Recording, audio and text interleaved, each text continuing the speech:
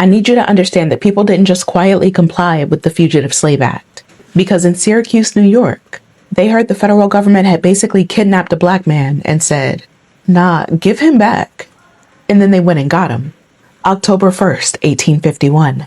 There's an anti-slavery convention happening in Syracuse when federal marshals come and arrest a man named William Henry. Everybody called him Jerry. Jerry had escaped slavery in Missouri and was living in Syracuse working as a barrel maker. But the Fugitive Slave Act had been passed a year before.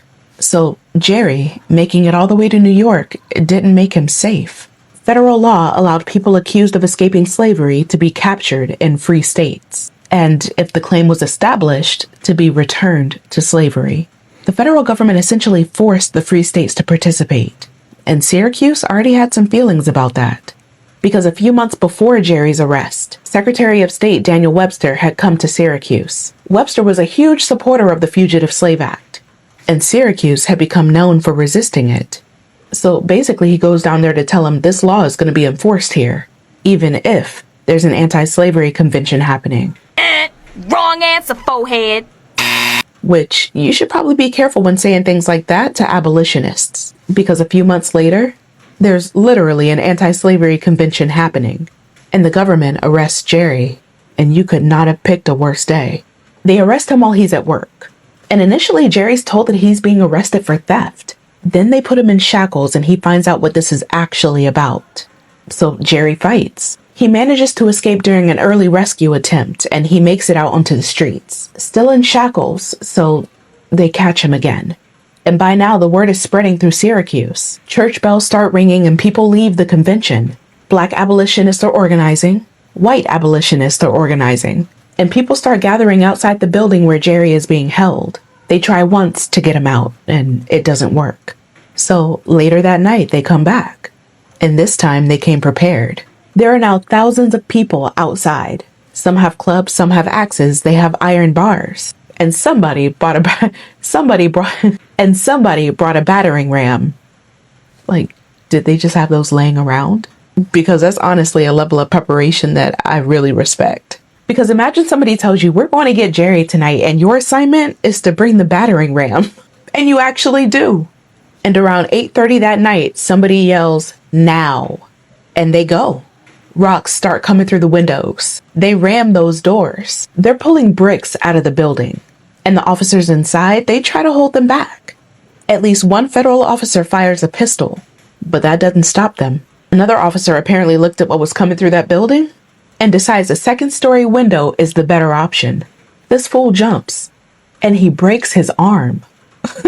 Meanwhile, the crowd keeps coming, and eventually it becomes very clear they are not keeping Jerry. The rescuers get him out, and they put him in a waiting carriage, and Jerry disappears into Syracuse. And now federal authorities have a whole new problem, because there's an entire network of people willing to hide him. They move Jerry between safe houses, and eventually they get him north to Oswego, and from there he gets on a schooner across Lake Ontario to Canada. He made it.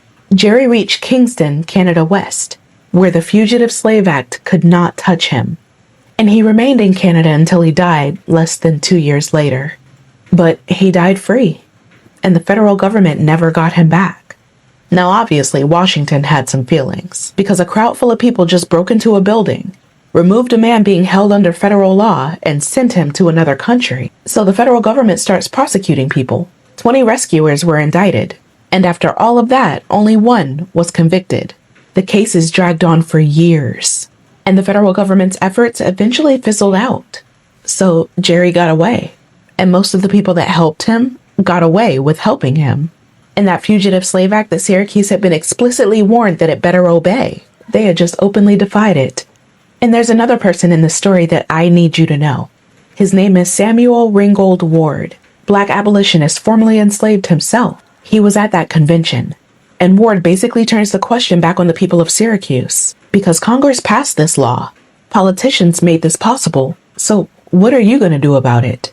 He challenged people to stop electing politicians who would allow human beings to be hunted, chained, and caged in their own communities. And I love that part because it shows you how resistance actually worked, right? It wasn't one thing. People voted. They organized. They gave speeches. They challenged these captures legally. They hid people. They built underground railroad networks. And when none of that was going to save Jerry that night, they went and got him. Sometimes we make it sound like everybody either gave speeches or waited around for the Civil War. But no, Black people created vigilance committees. People hid fugitives. Lawyers challenged slave catchers. And sometimes they physically took people back. Daniel Webster had told Syracuse that the Fugitive Slave Act would be enforced there. And Syracuse responded. And they said no.